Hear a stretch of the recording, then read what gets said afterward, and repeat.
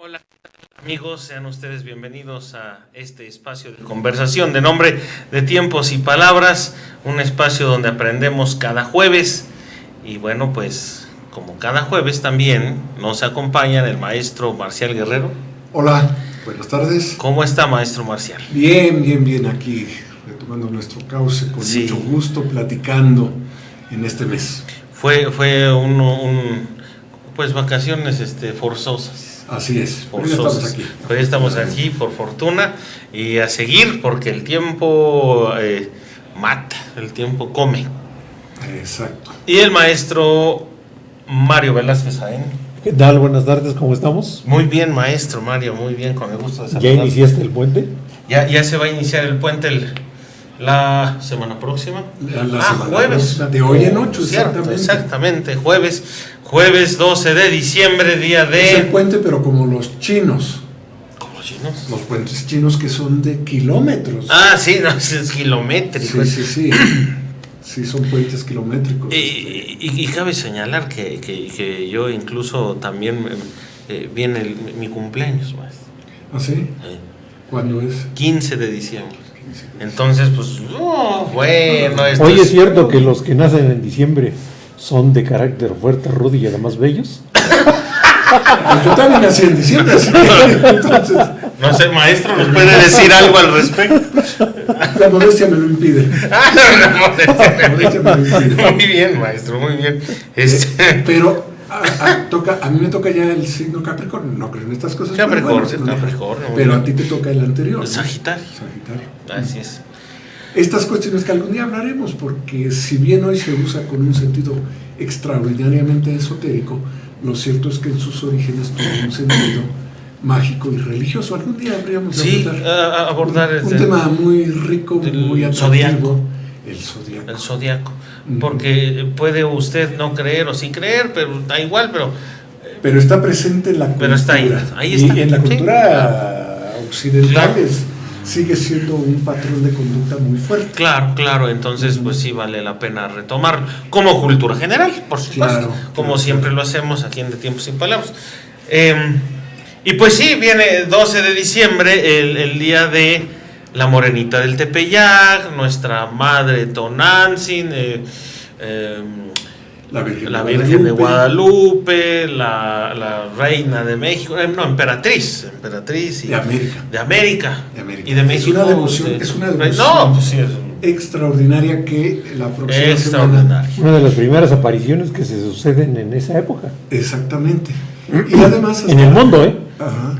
Sí. Y hasta la fecha siguen acudiendo muchos feligreses de Sudamérica que le tienen mucha fe. Y del mundo, porque viene gente de Europa, de la región de los Balcanes. Bueno, para contextualizar, hoy queremos platicar de diversos tópicos de este puente Guadalupe Reyes, llamado así por la ocurrencia mexicana, pero justamente arranca con la festividad del 12 de diciembre, aunque algunos lo arrancan desde el 2 de noviembre y lo terminan hasta el 2 de febrero. Pero el clásico se ha vuelto Guadalupe Reyes, por la Virgen de Guadalupe y la Rosca de Reyes. Pero efectivamente, Mario, es una devoción muy especial. Y aquí, si me permiten, yo quisiera hacer una recomendación. Si tiene usted ánimo, con todo el cuidado del caso, vaya a la Basílica de México el 12, no el 11, porque el 11 está a reventar. El 12, que ya pasaron las mañanas. Sí se podrá. Yo iba, cuando estaba yo trabajando y viviendo en México, iba con mucho gusto, porque el 12 ya pasaron las mañanitas, ya se retiraron algunos grupos, pero quedan muchos otros, sobre todo grupos de danzantes de diferentes partes del país. Y están danzando y los concheros están horas danzando. Y llega un momento en que te adormece el ritmo, la danza, el batir de los tambores repetitivo. Es una especie de por decirlo de alguna manera. Sí, claro. Y algo que me llamó la atención,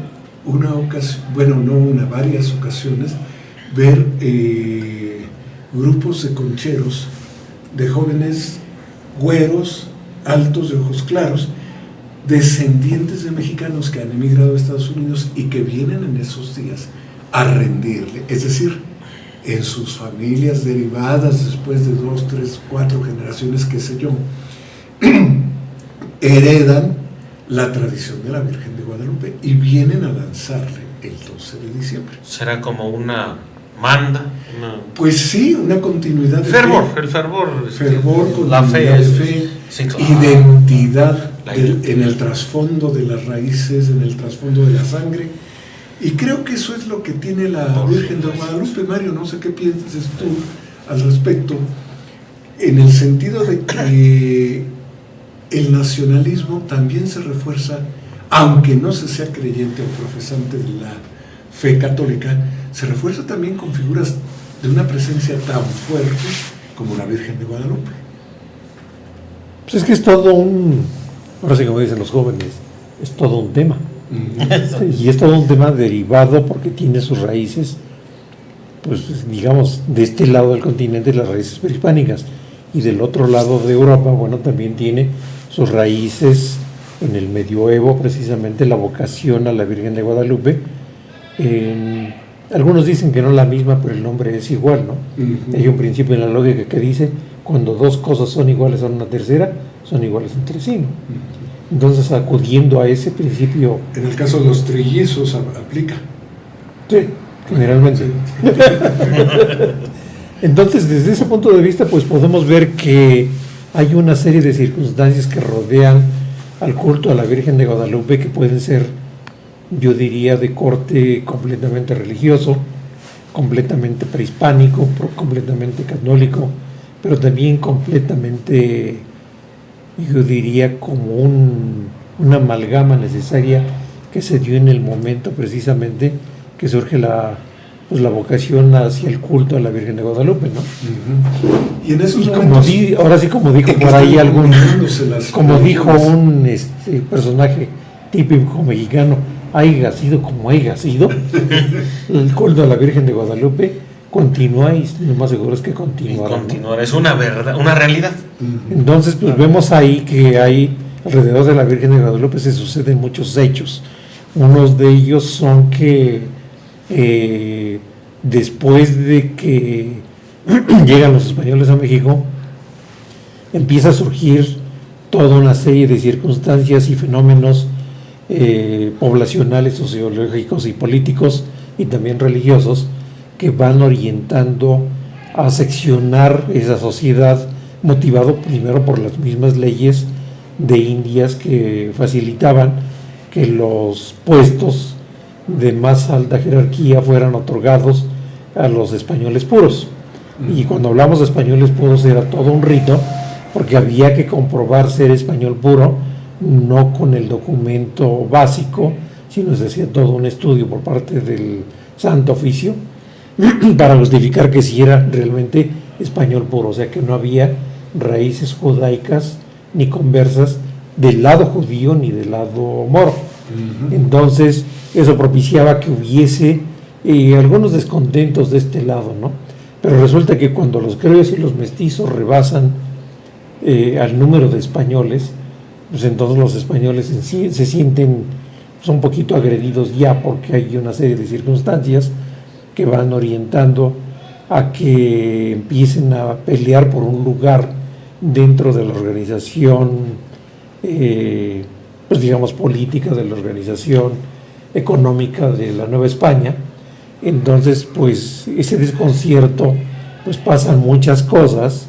Hay que ubicar que estaban los franciscanos, el clero regular estaba pues dirigiendo prácticamente lo que es el proceso de evangelización, a lo cual pues ellos muy ceñidos todavía al esquema teológico original de seguir las recomendaciones y la teología de la Suma Teológica, y o sea, las tres corrientes teológicas que había en ese momento. Y por otro lado estaba ya surgiendo ya de una manera muy fuerte la cuestión del clero secular encabezado por el Papa, ¿no?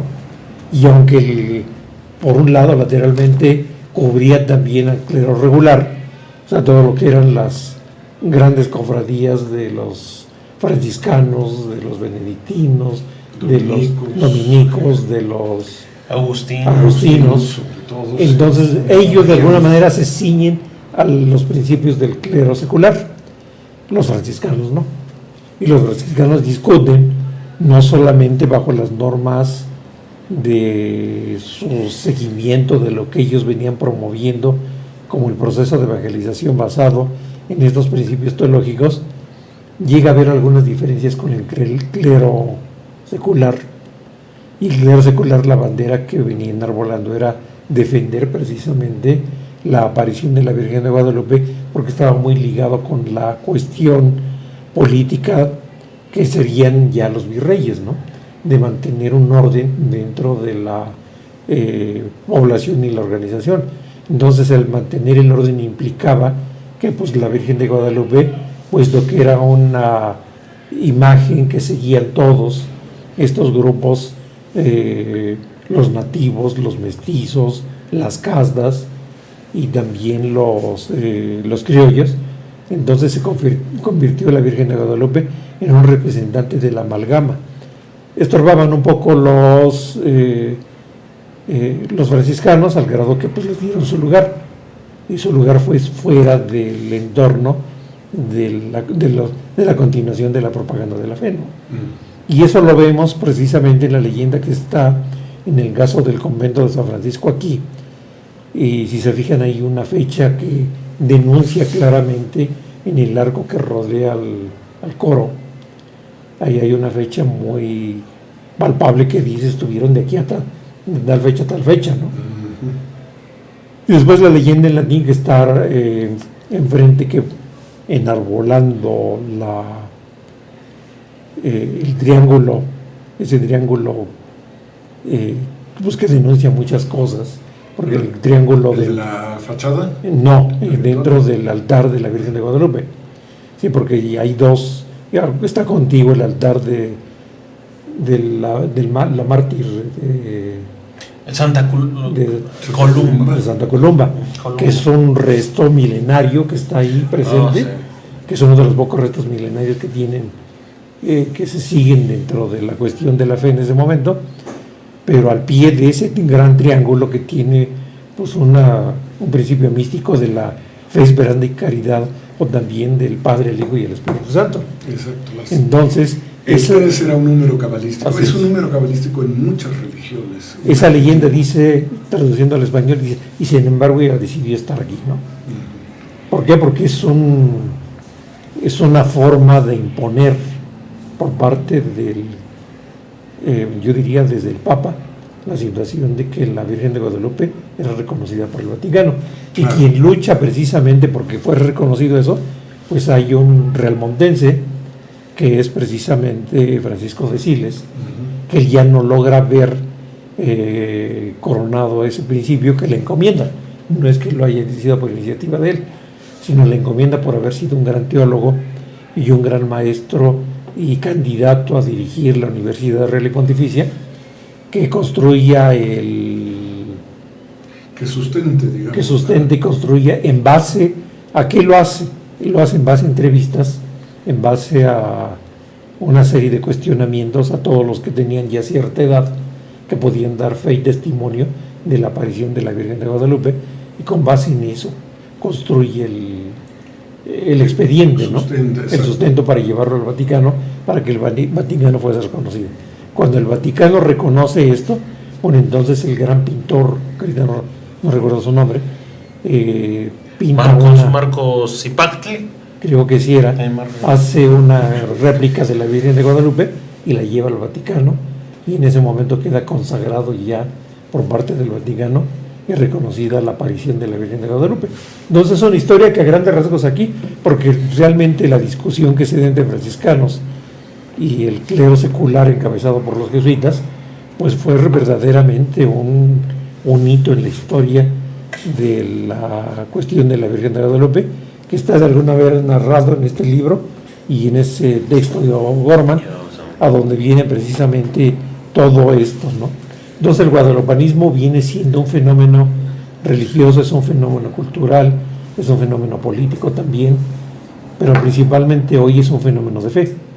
Y es un fenómeno de fe que rebasa inclusive, yo diría, el ámbito de la cuestión de la fe católica, y yo diría hasta se contrapone teológicamente a los principios católicos, pero no nos metamos en ese terreno, sí, no, porque es un terreno muy escabroso, no, además, es un terreno que hay que respetar. Y además hay que profundizar para abordar. Y fundamentar adecuadamente. Claro. Ahora, algo interesante es que, y ya vamos por el 5º centenario de la Virgen, aparece en qué año, 1525. 31. Y ya reconocida pues, sobre el 76. Ajá. Sí, pero desde un principio es aceptada toda esta tradición de Juan Diego, el indígena náhuatl al que se le aparece. Y hay que estudiar a Fray Juan de Zumárraga para entender todo el fenómeno guadalupano. Hay que entenderlo porque Fray Juan de Zumárraga fue, pues yo diría, el teólogo, el político, el religioso, el arzobispo. ¿Inquisidor? ¿Fue inquisidor? No, todavía no, aún no. No, pero su hispanidad, por ejemplo, como catequizador. Entonces, el gran catequizador que viene de España y que viene con una idea muy firme respecto de muchas cosas. Entonces, para entender el guadalupanismo hay que estudiar primero a Fray Juan de Zumárraga. Yo les quiero confesar que apenas he empezado a estudiarlo y es un trabajo realmente que da para mucho, ¿no? Todavía no te ordenas. No, yo quiero decir, todavía no te ordenas. Todavía no me ordeno. ¿Y sabes de dónde viene el principio de orden? ¿De dónde? El principio de orden religiosa viene el principio desde el que sigue los cánones, el que sigue las leyes, el que sigue los principios teológicos. Bueno, sí. Sí. Entonces, yo soy más un rebelde que la presencia de la Virgen llega en un momento oportuno, justamente cuando acababa de pasar la terrible conquista, la conquista violenta de las armas. Después de eso viene la expansión colonialista con especiales atenciones a buscar riquezas. Y como no encontraron el dorado que tanto creían, es decir, la ciudad de oro, entonces no fue lo que soñaban, lo que se imaginaban ellos, entonces empiezan a buscar en dónde podían generarse espacios de riqueza. Y dentro de estos, fundamentales fueron las minas, que son concedidas a varios conquistadores bajo las normas de la corona española. Y de igual manera, las grandes, enormes haciendas de ganado menor en esta parte del centro de lo que hoy es México y de ganado mayor en el occidente, sobre todo. Después ya la habrá aquí y todo eso. No quiere decir que no hubiera caballos en las haciendas de aquí, pero no había crianza de caballos como la hubo en el occidente. Un encontronazo, por decirlo coloquialmente, ¿no? Efectivamente. Pero fíjate que ahí hay una controversia interesante que hay que analizar y estudiar. Yo creo que estudiar todavía da para mucho, porque la riqueza realmente que se va a España, pues viene siendo el 25% de lo que ellos denuncian que encuentran aquí. Pero ellos no vienen con la idea de regresar a España. Claro. Sí, llegan con la idea de generar aquí, convertirse en... pues tener un puesto al grado que, por ejemplo, desde Colón pide ser casi emperador y de todas las tierras que encuentre, ¿no? Dándole su derecho al rey, pero dice, yo te pido ese derecho. Y Hernán Cortés hace lo mismo, y los que vienen hacen lo mismo, no solamente aquí en Sudamérica. Es a tal grado que mucha de esa riqueza, ¿en qué le transforman? En arte barroco. En arte barroco la transforman en grandes conventos. Claro. El oro que encuentran, pues lo pintan en que no es mucho, pero sí mucho dorados, en los grandes altares, los grandes edificios. La Ciudad de México, la ciudad de los palacios, claro. Pues eso no costó mucho, ¿no? No siento que hayan sido los esclavos solamente los que lo hicieron, ¿no? Porque el trabajo de esclavitud de indios, pues yo diría, pues cuántos indios necesitaron para construir todos esos palacios bajo un modelo de esclavitud, cuando las grandes plagas y todo habían casi acabado con la población. Entonces tú dices, realmente aquí pues como que hay que estudiar desde el punto de vista ya con números, esa gran controversia de si hubo o no esclavitud, si hubo o no sacrificios. Bueno, si les interesaba matar a tantos, pues entonces ¿de dónde sacaron la mano de obra, no? Sí. Por ejemplo, no, sí, hasta eso, en las guerras floridas, yo creo que se mataron más gente en las guerras floridas que en la misma conquista, ¿no? Desde luego, si algo tenían en claro los conquistadores y luego dueños de haciendas o de minas, o concesionarios de haciendas y minas, era precisamente contar con una mano de obra barata, bajo la condición de que los catequizaran, de que los cuidaran, de que los metieran al redil de la religión católica. Y yo creo que ahí el trabajo de la fe tuvo mucho que ver, ¿no? Muchísimo. Porque cuando los meten al trabajo de la fe... Por eso se habla de la conquista espiritual posterior a la conquista armada. Aunado a lo que dice el maestro Mario, totalmente de acuerdo, porque también vienen a radicar aquí, porque es la oportunidad de todo lo malo que habían hecho en Europa. ¿No? ¿Se acuerdan de la visión que ellos traían? Es una utopía, ¿no? Ellos traían una idea muy clara, ¿no? Claro. La cuestión de Castilla, no era Castilla, eran algunas comunidades muy reinados muy desarticulados, ¿no? Estaba de hecho ya era un país, ya era España, pero Castilla y de Aragón. Pero ya era España, 1492 la unificación territorial había ocurrido. Iba empezando, es cierto, todavía eran muy fuertes las diferencias regionales, pero también hay que pensar que España se había agotado económicamente. Sí. Entonces había muchos conflictos en España, ¿no? Claro. Estaban defendiendo las sucesiones, estaban defendiendo la corona, estaban defendiendo la invasión de la corona española por parte de otras coronas que ya venían creciendo en toda la parte de Europa y en el mismo Inglaterra. Entonces viene la cuestión del protestantismo, viene todo esto que divide drásticamente todo esto. Entonces muchos de ellos traían una idea no de venir a regresar a España, sino de venir a construir su propio nuevo mundo. Su nuevo mundo. Nuevo mundo, Sí. justamente. Entonces, yo diría lo que le da por primera vez la unión, la unificación a España, pues es Nebrija. Nebrija con la idea del lenguaje, ¿no? El establecer ya un modelo de lenguaje en 1492, dice, bueno, este es el vehículo por el cual se va a llevar realmente la cultura del otro lado, ¿no? Y no se logra porque hay muchos siglos en que pocos hablaban español en México. Porque inclusive la castellanización, inclusive recordemos, todavía en la primera mitad del siglo XX había muchos casos de gente no castellanizada. Es que el 75% no hablaba español en un momento dado de la historia.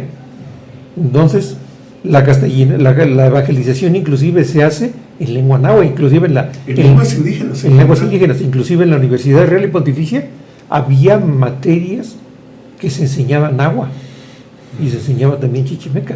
Recordemos y hay un escritor interesantísimo que ahorita no recuerdo su nombre, que dices, bueno, ¿cómo es posible que es un mestizo que llega y construye toda una idea, aprende latín, aprende griego, aprende español, aprende varias lenguas, entonces inclusive aprende el principio del árabe también, y a partir del árabe tiene una gran penetración a aprender todo esto y se convierte en un escritor muy próligo, en el cual hay más escritos en Europa y en Estados Unidos ahora que mismo en México. Y recordemos, hace poco en noviembre hablábamos de Sor Juana Inés de la Cruz, y como ella, mucha de su obra la escribió en náhuatl. Juan Ruiz de Alarcón. Juan Ruiz de Alarcón. Es decir, era más, yo creo que en esos momentos era más fuerte el bilingüismo que en la actualidad, por razones numéricas. Es más, ahora todavía se da la idea de descalificar a aquel que habla. Yo viví casos muy de cerca, estando en el centro de lenguas, algunas personas que ahora manejan el inglés, que primero aprendieron el inglés antes que el español, siendo de origen de Valle de Mezquital. Sí, o mucha gente... Y es despreciado por aquellos que dicen que manejan el español, ¿no? Sí, muchos jóvenes que nacen o se van con los padres muy pequeños, aprenden inglés, llevan el ñañú como lengua materna, y el español lo aprenden a la vuelta. Y te voy a decir, aparte de eso, este muchacho que conozco es experto en los diferentes matices del ñañú. Sí que es una lengua muy Porque compleja para nosotros. el ñañú tiene varias connotaciones y varias corrientes dentro del ñañú, ¿no? Por eso se les facilita los idiomas. Francés, inglés. No necesariamente. Pero es que es muy cultural, ¿no? Es nasal. Nasal, sí. Pero no es tanto por eso, nasal. sino por la construcción. Sí, gracias. Sí. Que yo diría, habrá Nasal. gramática o no es gramática, porque es mucha de ella simbólica. Entonces, la base del aprendizaje de cualquier lengua es que tú internalices la idea de los conceptos que rodean tu entorno, no con el nombre escrito, sino con una idea semiótica que le puedes poner después el nombre que quieras. Sí, y entonces ese proceso, que haya afinidad de la lengua sí, que vas a aprender. En el caso de las lenguas romances es más fácil que las aprendamos italiano, francés, portugués, que lenguas Inglés. Indígenas, por ejemplo. No, sí, claro. sí, hay un proceso que se llama intralingüístico y translingüístico. Entonces, ese proceso translingüístico e interlingüístico es el que lleva a la construcción precisamente de la facilidad para aprender otras lenguas que nosotros no lo pensamos cuando tenemos que traducir. A fin de cuentas, no recuperamos la palabra cuando vamos a hablar otra lengua, no recuperamos esa palabra en el nombre, sino en el concepto, y automáticamente viene la idea, precisamente la palabra en esa otra forma, ¿no? ¿Qué nos lleva cuando empezamos a hablar en otra lengua? Decir, bueno, sí, es que es esto, ¿no? Eso es el tiempo que se lleva a cabo ese proceso intralingüístico y translingüístico. Es una negociación entre conceptos y lenguas, ¿no?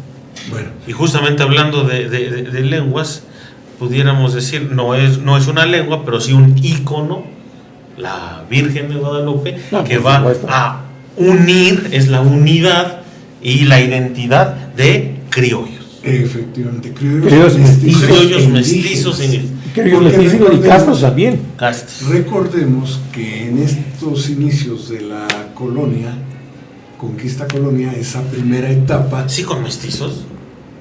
Sí, claro, sí. Porque español con No, sí, claro, sí, pero porque el criollo sí es mestizo, bueno, sí. mestizos e indígenas. Es que ya había más mestizos. Sí, claro. Llegó un momento que había más mestizos y criollos que españoles puros. Es claro, sí, claro. Recordemos además que la Virgen de Guadalupe es una virgen morena, Moreno. es una virgen que se apega, que aparece en paisajes mexicanos, así se la interpreta, que hablan ese lenguaje de madrecita, mi Tonantzin Guadalupe, Los diminutivos. es decir, muy asociada a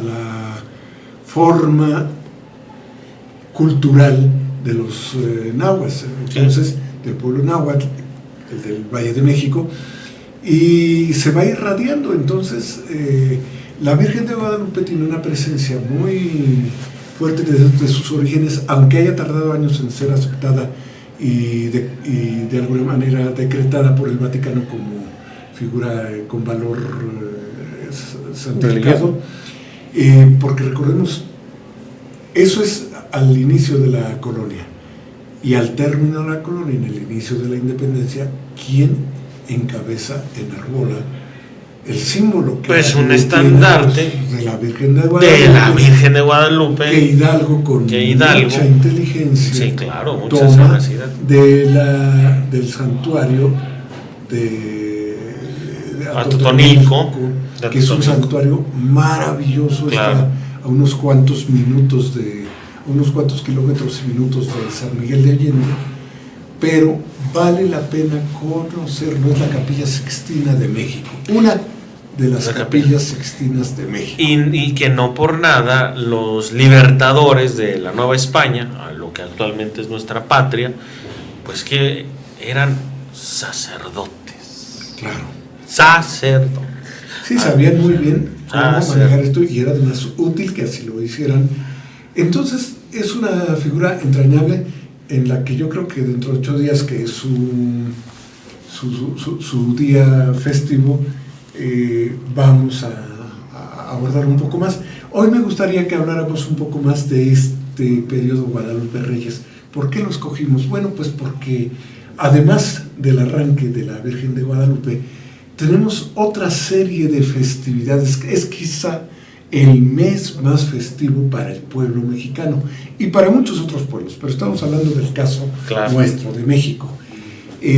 Antes que la Virgen de Guadalupe ha empezado ya la preparación emocional, anímica, espiritual para el nacimiento de Cristo. ¿No son las coronas de Adviento? Exactamente, con el Adviento, los domingos de Adviento. La corona es una representación física, pero son 4 domingos previos a la Nochebuena, 4 domingos previos en que se va preparando la gente para el advenimiento. Advenimiento. Sí, la llegada, la espera. Y es una corona que se pone generalmente en aquellos que así lo acostumbran, en un lugar importante de su casa, generalmente en la sala del comedor, que ya sabemos que todo el mundo desayuna, come y cena en la cocina. Y el comedor solo cuando hay alguna celebración fuerte. Se ríen porque así es también en su casa, ¿verdad? Y tiene 4 velas, una morada, otra verde, otra roja, azul o roja, ¿no? Y una color de rosa. Representan simbólicamente colores diferentes, la esperanza, relacionadas con distintas etapas de la espera para la llegada de Jesús. Entonces, todavía no es, eso es la parte litúrgica. Y supongo que cada domingo se enciende. Así es. Se enciende una vela, empezando por la morada y terminando por la color de rosa. Ajá, cada domingo se enciende porque es el simbolismo de la reverencia en esta espera a la llegada de Jesús. Por supuesto, el niño Jesús.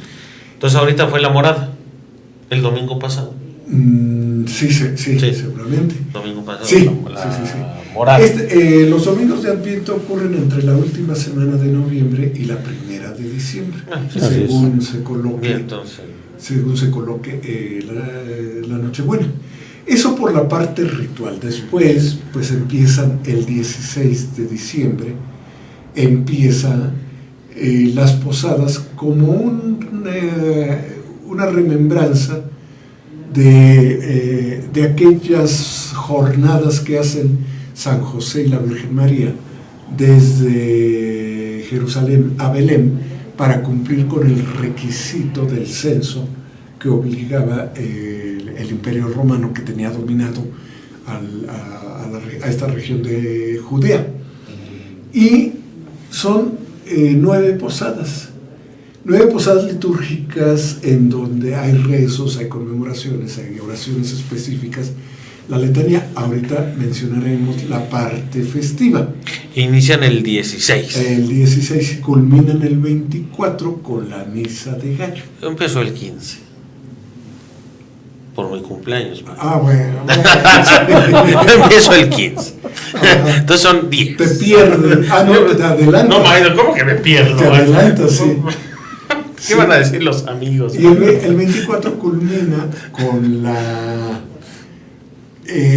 misa mayor, la misa de gallo que llaman, que hoy ya no se cumple con tanto ritual, pero era obligado a asistir a las 12 a la misa de gallo antes y cumplir antes con la liturgia que con la cena.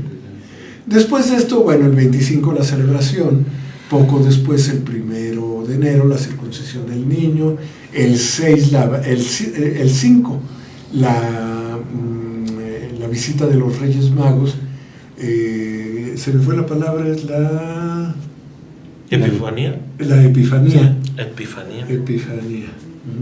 La Epifanía de los Reyes, es decir, la honra el honor que le rinden los Reyes. ¿Qué significa Epifanía?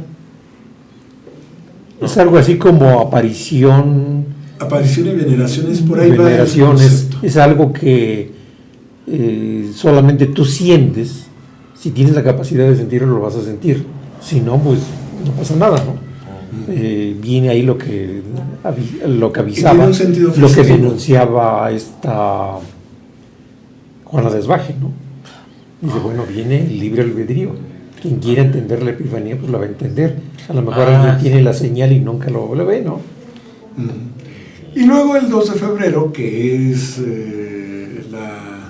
que termina la cuarentena de la Virgen, y que también tiene toda una liturgia. En el caso de Pachuca, el 2 de febrero se celebra un gran día de fiesta en la iglesia de la Asunción. Sí. Y después la feria en el barrio del Arbolito. Ahora vamos a comentar la parte de la parte de lo festivo. ¿Qué ocurre con esta festividad que se da, con estas celebraciones que van desde la Virgen de Guadalupe? Unos dicen que hasta el 6 de enero con la rosca, yo creo que hasta el 2 de febrero con los tamales. La parte festiva. ¿Qué recuerdas tú de tu infancia? Ahorita me vinieron los tamales, maestro. Pero recuerdo mucho los aguinaldos que Las se daban posadas. de las posadas. Las colaciones. Colación. Ay, se me olvidaron Las colaciones. colaciones. Sí, la colación. Pero tenían un sabor naranja. Pues son de naranja, de piñón. Era un pedacito de costra de De naranja. naranja, de piñón, de, Sí. De no piñón, es- la sabía. de cacahuate. Cacahuate y las de naranja. Muy, muy bueno. Dulces, Y de dulce. casi azúcar pura. Que han desaparecido coloreada. prácticamente ya las. Ya, Ahora sí, se han no las he vuelto visto. muy fifís, muy refinadas. Ya no las he visto. Entonces por eso no las traje. Pero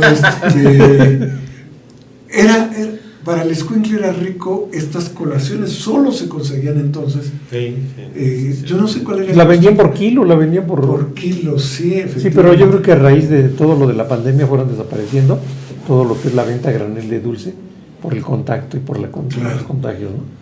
Porque además era típico, estaba la mamá negociando con la marchanta Así es. en el mercado y acá el escuincle robándose un dulcecito, ¿no? No, y hacer las, ¿cómo se llamaban? Los aguinaldos. Los aguinaldos, pues le ponían precisamente la colación. La colación. Y tú esperabas con ansia la colación. Tejocotes, Los tejocotes. cañas, Cañas. cacahuates. Ajá. Pero eso por la parte de las posadas, pero las posadas tenían que llevarse a cabo en alguna casa y en esa casa había que montar un Belén o nacimiento. Así es. Sí. Esperando a los peregrinos. Exacto. ¿Qué característica tenía ese Ah, nacimiento? ya, ya. Se montaba antes del 16. En diciembre, que era cuando empezaban las vacaciones de fin de año,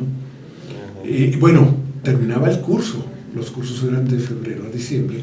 Y en diciembre la gente se ponía a sacar las ollas viejas que había guardado para piñatas, ollas de barro. Se ponía a construir las casitas de cartón. No, pero decía que eran las ollas de barro que se habían ocupado Pues la olla frijolera. La olla frijolera. en el altar de Día de Muertos. ¿Habíamos? No, No, bueno, no, no. podría- No necesariamente. No, bueno, es que No lo que pasaba necesariamente. con la olla de los frijoles es que se adornaba como piñata y es la que servía como piñata. en Y los la abuelos. piñata Y la pequeña clásica. olla, había una ollita, siempre la más pequeña que utilizaban para el cocimiento de calentar el café. o el café o alguna cosa, pero generalmente era con algunas especias así que Sí. hacían algún preparado.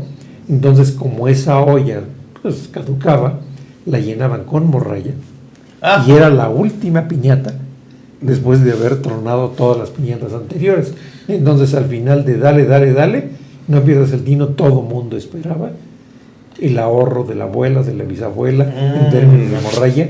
Imagínate cuando esto se esparcía en lugar de dulces y también cuando estabas abajo de la olla, Uy. pues, llovían duro te abrían alcancías fácilmente, porque acuérdate que había monedas, las de 20 centavos no era pequeñas. pequeña, y Sí, estaban no, los pues, pesos, Ah, sí. los pesos de aquellos Hidalgo, de ¿no? Morelos. De Morelos y Los Morelos, Que Morelos. que algunos durante buen tiempo tuvieron una ley de plata.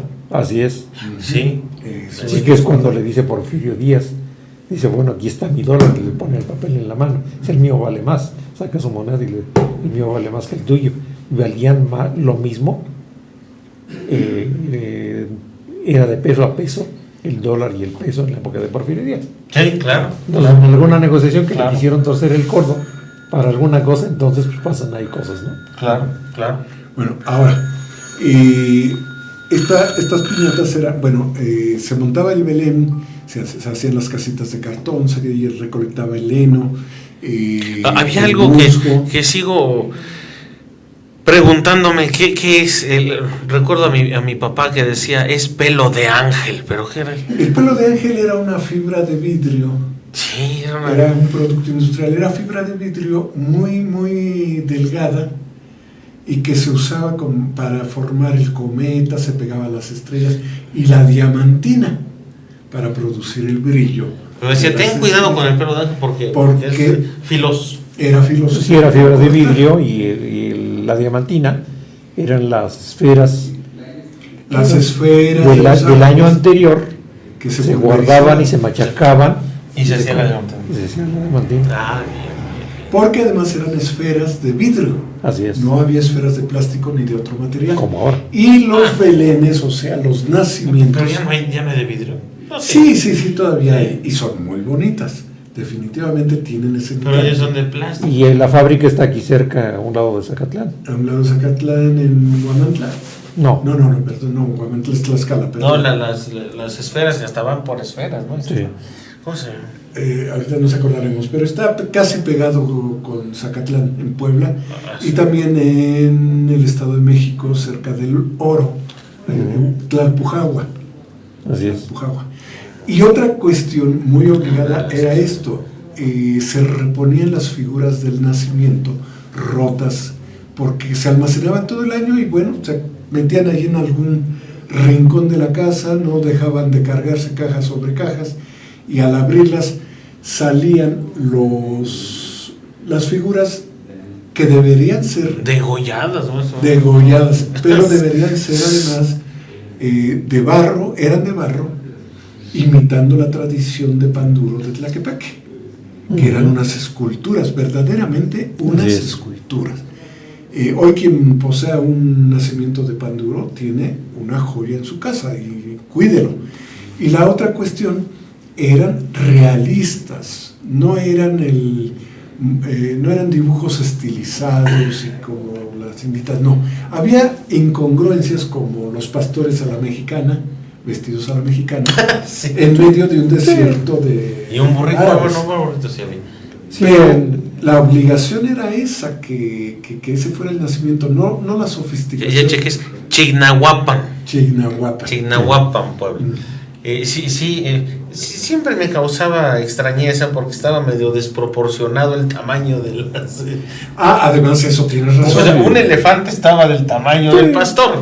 Pero lo más notable era que estaba el misterio que le llamaban la Virgen San José, de un tamaño parejo al de todo el Belén. Y el niño, que en muchos hogares era una figura heredada de generación en generación. Claro. Un niño Dios, a veces de madera estofada o de cera. ¿Tiene usted de madera estofada? Yo tengo uno de madera estofada. Oh, wow. Y se iba heredando de familia en familia. Y bueno, por ejemplo, el caso del niño Dios que tenemos es más o menos de este tamaño, y los peregrinos son de este tamaño. Pero en el nacimiento había algo bien interesante. No se ponía a la Virgen y a San José en el portal, iban en el burrito. así es. Así es. Y los Reyes Magos muy lejanos, en un camino hecho con grava y arena. Claro. Pero también te acuerdas que se hacía el cometa.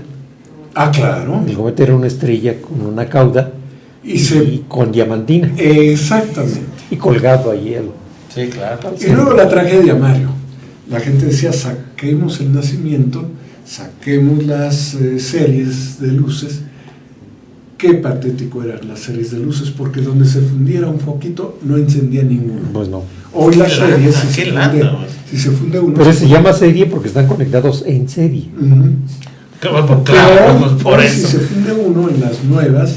Sí, bueno, es que Y eran de piña, eran unas piñitas. Sí. No, era- había de mil formas. Bueno. Y había unas velitas que hervían. y Velitas. todo. Sí, las que... Pero esas ya eran caras. Sí.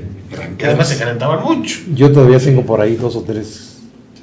Sí, yo... Entonces era Claro. todo un encanto, la parte festiva, la parte... Este puente entre lo festivo y lo ritual, lo litúrgico, era una parte que se vivía con gusto, que aglutinaba a las familias, las hacía convivir, salvo uno que otro pleito entre escuincles, pero en general hacía convivir. Y venía entonces, que ya montadas los nacimientos, quien tenía lujo ponía una cazuela, un lebrillo le llamábamos, con agua para sugerir, Palabra de origen árabe. sí, para sugerir un lago. ¿El qué? ¿El membrillo? No. Lebrillo. Lebrillo. Y se hacía un río con papel celofán. Y estaban los pececitos. Exactamente. Entonces, bueno, esto era un encanto, y les digo, estos nacimientos, algunos muy bonitos, ingeniosos, pero ya así con caras de niños, con trajes de tlaquepaque, simulando las muñecas que dicen que diseñó Diego Rivera y cosas por el estilo, son ya mucho más recientes. No dejan de ser bonitos, pero lo clásico era aquellos. Y en los hogares elegantes había figuras que traían, era el nacimiento estilo florentino, heredado de aquel Belén que iniciara San Francisco de Asís. Es como él. O sea, de figuras realistas. San Francisco lo hace con personas vivas. Sí. Pero de ahí se va tomando la idea, y entonces el nacimiento florentino es el de estas figuras con trajes renacentistas, y últimamente se consiguen en resina. Algunos son verdaderas obras de arte. Y aquellos que se hacen en porcelana de Lladró. Entonces es... Yo recuerdo un nacimiento que hasta incluso tenían pestañas. Sí, los de cera, figuras de cera. Wow. Figuras de cera. Unas pestañas. En la casa de Iturbide, esta casa colonial que está en la avenida Madero. Antes Banamex, porque ahora ya Banamex ya... Pues ahora sí, ya no sé si es de Banamex o de City, no lo sé. Creo que la ley protegía que siguiera siendo patrimonio, ojalá que sí, mexicano, ¿no? Sí. Bueno, allí yo recuerdo haber visto en una ocasión un nacimiento de cera, no sé si sea propiedad de Banamex y lo monten cada año, pero si tiene usted la oportunidad, de todos modos montan un hermosísimo nacimiento en la calle de Madero, a la mitad más o menos. Al lado ahí de Sambors de los Azules. Adelante, una o dos calles, adelante enfrente, rumbo al Zócalo. Eso. La acera derecha. Antes de la Profes. Ahora. Bueno, la Profes está en... a la izquierda es la acera de Sambors. Sí. Que también es otro lugar interesante, histórico y religioso. Oh, sí, Algún día también valdría la pena hablar exclusivamente de la Profesa, su riqueza religiosa, su riqueza cultural y su riqueza histórica. Por supuesto. También son temas muy bonitos que hay que abordar. Centro de conspiración. Una gran claro, justo. Pero también hay otro tema que se ha soslayado por muchos años y pocas veces se le considera que es el día 28 de diciembre de 1836. Ah, caray, ahora sí es un torito. No me digas que es tu nacimiento, así como... No, es al otro día de tu nacimiento. Sí, bueno, sí, al otro día de mi nacimiento. Sí, cuando España reconoció oficialmente la independencia de México. Sí. Pero fíjate qué curioso el día, ¿no? Eligen el 28 de diciembre para reconocer la independencia. Bueno, aunque la tradición de la broma vino... No, pero es que tú dices, bueno, ok, no se podía haber esperado otro día más. No, tenía que ser el Día de los Santos y no sé.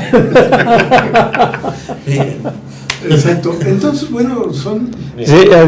Pero lo interesante de esto era cómo eran las posadas tradicionales.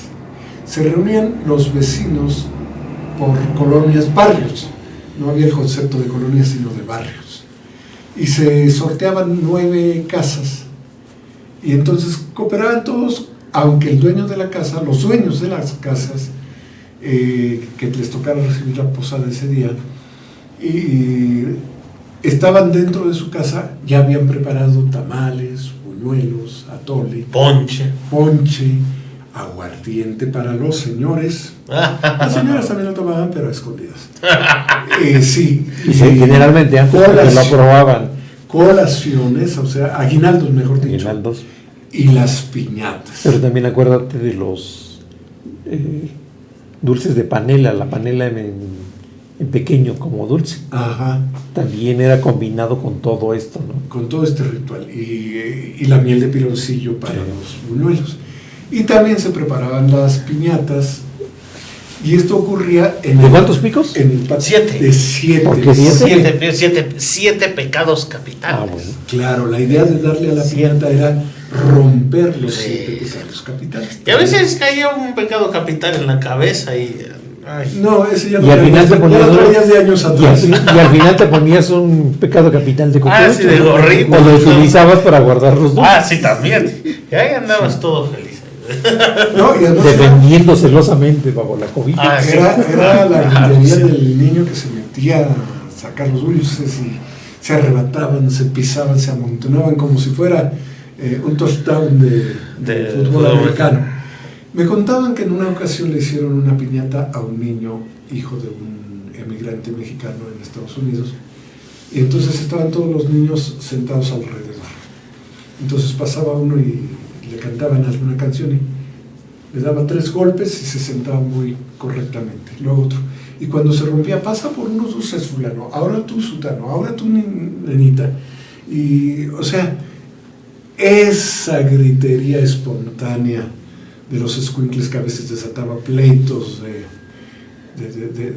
barrio y vecindad era extraordinaria. Y remataba con la posada del 24.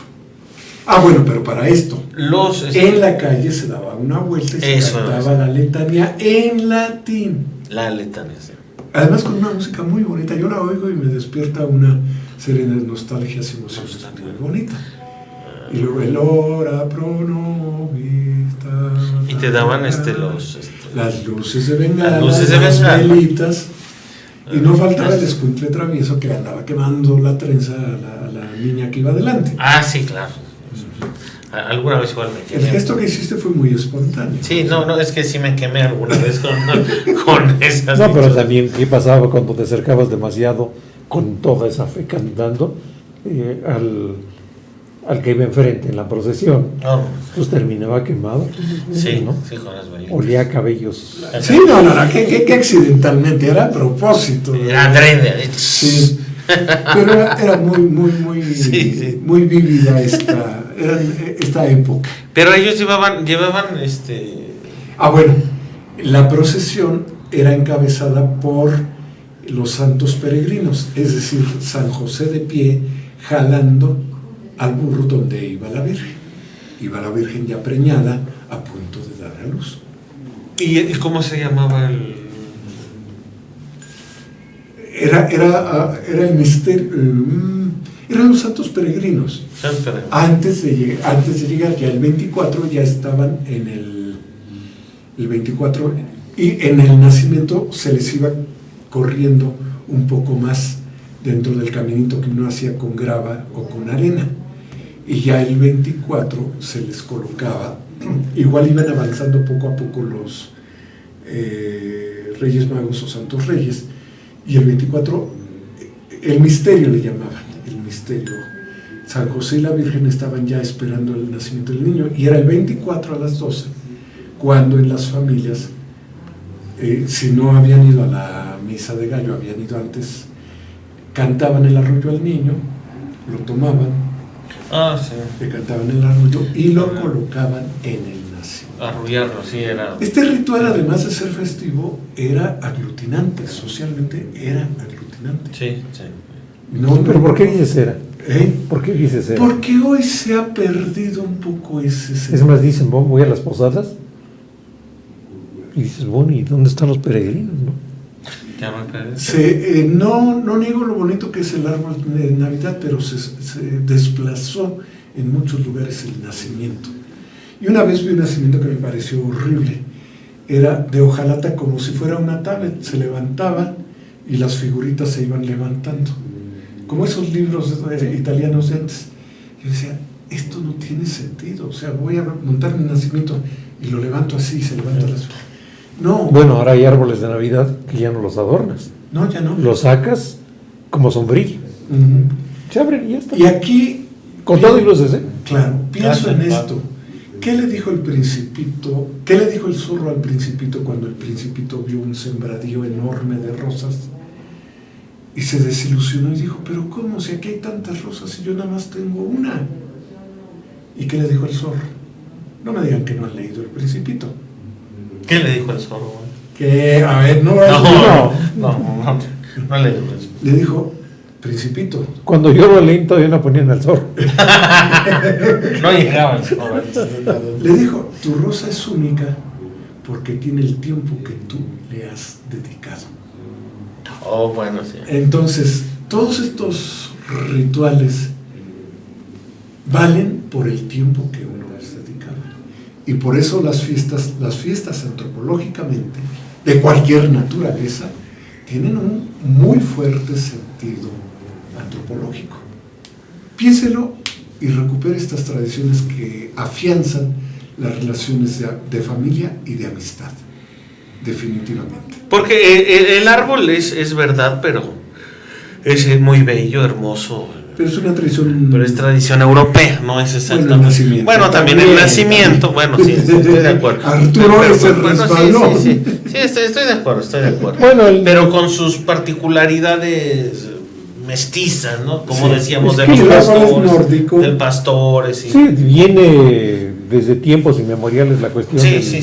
Además tiene por ahí origen Claro. celta y cosas por Pues el Sí, estilo. es desde los celtas. Y son bonitos De hecho, también. en la ceremonia celta y hay una ceremonia mágica que se realizaba el día del solsticio, ¿no? Ajá, el día del exactamente. solsticio, que le llamaban la noche de las brujas. Ujú. Dentro del mundo más pagano de lo pagano era la noche de las brujas. Sí. Y justamente encendían el árbol porque decían que iba a dar luz y que se esperaba. Bueno, es que imagínate la falta de conocimiento astronómico. Decían, bueno, es que ya llegó el sol a su máxima declinación, ya salió aquí. ¿Qué tenemos que hacer para que salga otra vez? Porque el sol es vida. Era invocar, claro. Pues entonces Y era, más en los países nórdicos. era se el extrañaba. punto más frío, el día más frío del año, ¿no? Ujú. Entonces viene la gran fiesta para que renaciera. Y lo mismo sucede también en el mundo prehispánico en México. Así es. Y lo mismo sucede en el mundo egipcio. Son fiestas arquetípicas de alguna manera. Sí, es decir, sí, ¿por qué? Porque es tienen un lugar. la esperanza en que vuelva la vida, ¿no? Ujú. La esperanza en la nueva vida, en el nacimiento. Y de ahí viene también la idea de una interpretación del nacimiento.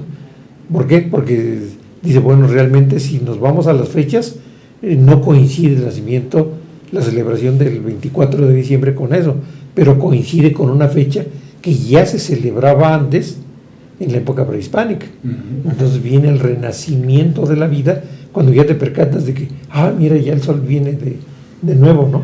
Ya giró. Funcionaron los sacrificios de los niños que se sacrificaron en esas fechas, ¿no? Ujú. El nacimiento de Huitzilopochtli. El gran miedo de Cortés, ¿no? Cuando se da cuenta de que sí hay efectivamente sacrificios. Claro. Cuando lo llevan claro. a conocer el Zompantli. El Zompantli, el Templo Mayor. En el Templo Mayor, que es una joya. Ahora en vacaciones, aproveche escaparse a México, al centro, con todos los cuidados y precauciones, y visite las ruinas del Templo Mayor, maravillosas, y ahí está justamente el Zompantli. Y después pasa a Catedral. Después acá. A admirar esos altares. Retablos. Déjate los churriguerescos. El subsuelo. El subsuelo también. Aunque creo que hay que hacer ahora cita para entrar a... Sí, hay que meterse a internet y hacer todo Sí, una cita sí, ahí. sí, pero sí Pero tiene vale la pena porque encuentras el mundo en los pasillos encuentras. ¿En qué piso está el subsuelo de Catedral, por cierto? Pues mira, yo no sé cuántos pisos tenga hacia abajo, pero logras ver ahí, por ejemplo, los pilotes, logras ver restos de los Construcciones prehispánicas. y desde luego los catafalcos de los virreyes, Sí. Sí. Porque están ahí. Sí. por supuesto. Sí, por supuesto. Están Yo ahí no los conozco Era el el Camposanto. sótano, no lo conozco. No, tampoco conozco los. Antes, Yo sí. sí, Sí, de los virreyes. antes se permitía más fácilmente bajar. Creo que pagabas una pequeña cuota y bajabas. No, yo no a pagué cualquier hora. ni llevar. Pero se escaparon a las oscuridades. Sí, seguramente. Ajá. Pero después ya lo cerraron. Y ahora no creo que sea tan módica, pues. La cantidad. No. Salí hablando ese es por supuesto. Exacto. Prepárese para disfrutar este diciembre. La semana próxima seguiremos hablando de estos temas y de algo. ¿Y qué fecha? Porque es el próximo jueves, 12 de diciembre, justamente. Retomamos el tema Y- de la Virgen. y no lo había tomado. Algunos tópicos. Sí, Sí, claro. cierto, ¿verdad? Sí, Entonces yo me adelanté. sí. Y no lo había tomado en cuenta, pero es muy cierto. No, pero está bien porque El- sirve para que también próximos 500 años. Próximo, sí, en 5. En el 2031. En el 2031. 500 años. Si tiene oportunidad de vivirlo, Wow. yo espero tener esa oportunidad. Creo que va a ser una festividad No, va a ser pero muy rica, cultural, increíble. religiosa, de fe. 5 de centurias. identidad. 5 centurias. Salva nuestra patria y conserva nuestra fe. Así es. Sí. Pues bien. 500 años. Bueno, y también aprovechar que ya el próximo jueves abordaremos el tema de Reyes Magos. Reyes Magos Día de y Reyes los Magos. regalos de Navidad. Los regalos de Queremos Navidad. abordar Sí, eso. los regalos de Navidad, Reyes Magos, y pues igual, ¿no? 31 de diciembre, el último del año. El último de la El último del año, el 31 de Algunos tópicos de este mes tan rico, tan... Les comparto una imagen de la Virgen de Guadalupe en el archivo de Indias, Ah, qué bonito. que son de las primeras imágenes a donde dice Es grabado además. Grabado. Sí, esta es la imagen y hay varias. Y tiene corona, ojo, porque Tiene corona y abajo la luna. La- Teníamos que la platicar media luna. porque la media luna. la media luna, claro. La iconografía de la La iconografía, sí, claro. Muy Pues bien. ahí lo tiene, muchas gracias por sintonizar JMS como cada jueves y bueno, también con una variada rama, ¿no? de muchos Muchos tópicos de muchos este tópicos, sí, claro. Pues muchas gracias, maestro Mario. Gracias, maestro Marcial. Y nosotros nos vemos el próximo jueves 12 de diciembre. Muy interesante el jueves 12 de diciembre, Claro. el próximo jueves. Recuerde conducir con mucha paciencia porque hay peregrinaciones Sí, a la Basílica de la Villita aquí en Pachuca, en la Avenida Sí, Juárez, sí, además sí, de que sí, se hace una gran fiesta, una gran kermés, y ya digamos. van a empezar cohetes Ya van a empezar. y posadas. Las mañanitas, desde luego, las típicas mañanitas, maneje con cuidado. Ay, ay, Y la vendimia frente de la basílica. La bendita. Es un manjar calcule de eso colores, bien, de olores, de sabores, de sabores, sí, por de genias, supuesto. del ir y venir. Claro. de artesanías de productos chinos. Chinos. Es que te voy a decir, No todo, chino. No, bueno, no todo. Bueno, pues todo. bueno, hasta la Virgen de Guadalupe y es china. Y no aquí, No, pero Pero disfrútelo. no todo es chino. Disfrútelo, vívalo. Sí, que lo disfruten, que lo vivan. Cuide a los niños. Ah, también. Es Por bonito que supuesto. vayan ellos también viendo estas conmemoraciones, pero cuidemos mucho. Así es. Pues ahí está. Gracias, maestros. Nosotros nos vemos el próximo jueves de Tiempos y Palabras. Cuídese y hasta la próxima.